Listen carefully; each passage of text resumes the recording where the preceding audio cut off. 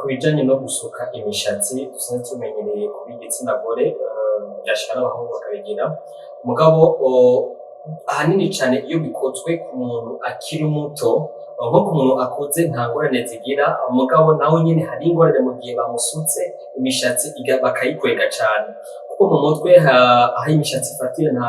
ni kuri po yitwa cuir chevelu. Rero iyo cuir chevelu uyikweze cane n'inguvu nka kurya usanga basuka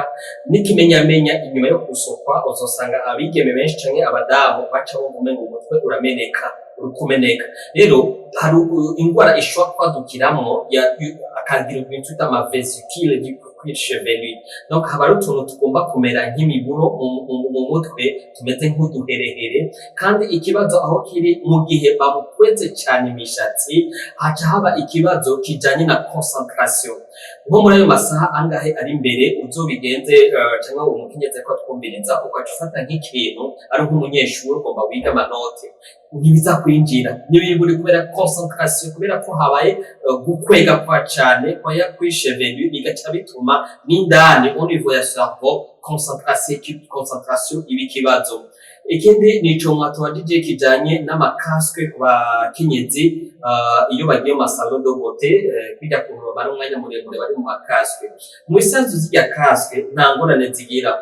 kuko iyo makaske bayazanye mu gihugu bafise amakataloge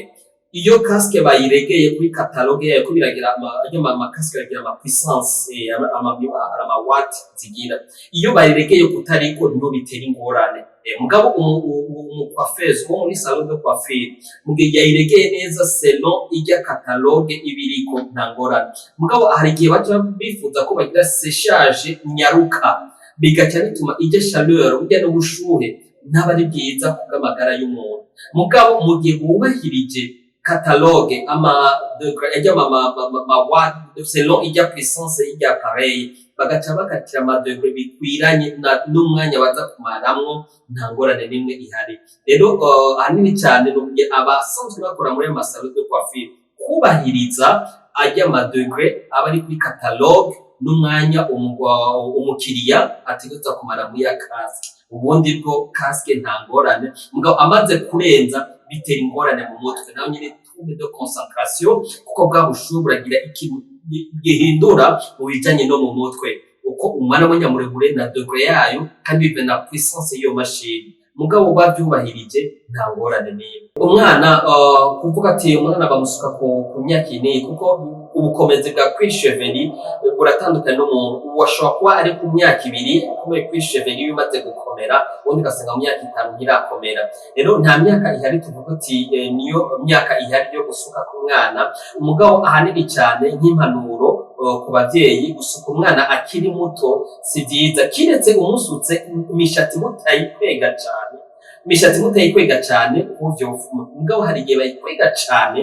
biga si vyiza bica gutera ikibazo kuya cuir chevelu n'urushato rwo mu mutwe kandi n'ikibazo indani mu mutwe. Rero mugabo mu gihe babigize badakwega cane imishatsi nta ngorane n'imwe bobikora kandi ata kibazo. Narya amaproduit basanzwe bashira mu mishatsi buriya hari ukuntu bayavanga buriya hari amaproduit usanga ari très acide ku buryo mu gihe wayadiriwe nabi wacanze nabi aragutura n'umushatsi ku buryo na cuir chevelu no mu mutwe ushobora kugusha mugabo mu gihe bayacanze neza nta ngaruka n'imwe ihari ari abantu babimenyereye basanzwe bayacanga neza amaproduit nta ngorane bashobora kuyakoresha nta kibazo mugabo mu gihe bagize dilution bibacanze nabi yari très acide si vyiza ku magara y'umuntu na cane cane kuko hegereye ubwonko.